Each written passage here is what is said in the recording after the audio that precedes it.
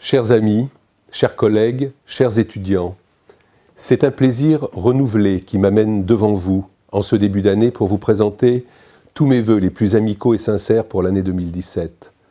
Ce sont des vœux qui s'adressent à chacun d'entre vous, enseignants-chercheurs, personnels administratifs et techniques, étudiants.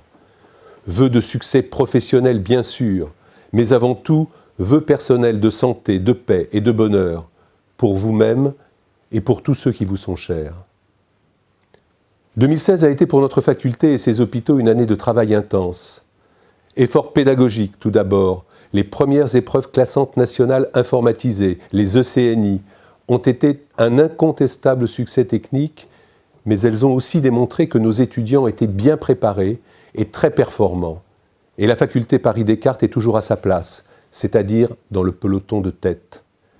Je veux aussi saluer à nouveau la remarquable disponibilité et la compétence des équipes techniques qui ont tout mis en œuvre, et en particulier leur immense savoir-faire au service de cet enjeu. Le projet de numérisation de la faculté, tant en ce qui concerne les équipements que les contenus pédagogiques, est, comme vous le savez, un projet majeur de la faculté. Nous sommes en train de le déployer, et votre aide à tous sera nécessaire pour le mener à bien.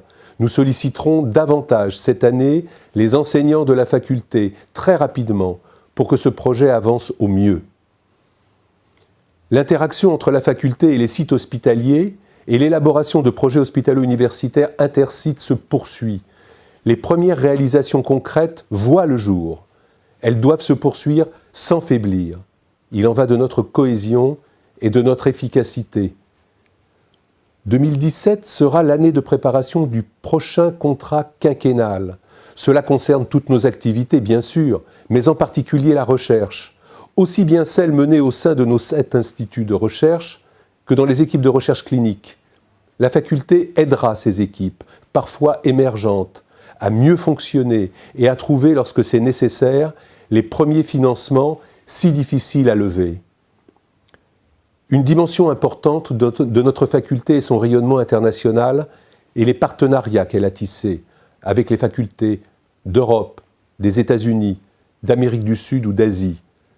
Les partenariats internationaux de la faculté continuent à être renforcés.